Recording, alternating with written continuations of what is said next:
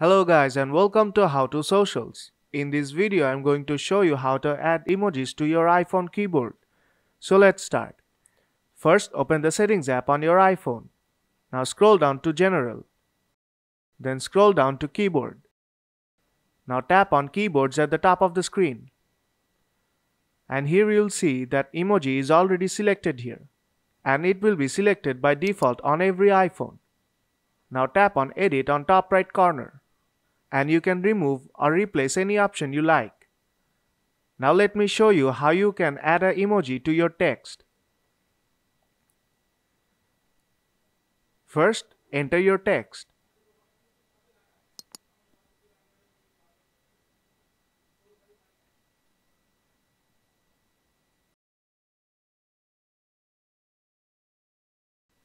When you are done, tap on the world icon. And here you will see the emoji option. Tap on that. And you will see all the emojis here. Now select the one you like. And that's how you can add emojis to your text on iPhone. So if this video helped you out, then don't forget to leave a like. And see you in the next tutorial.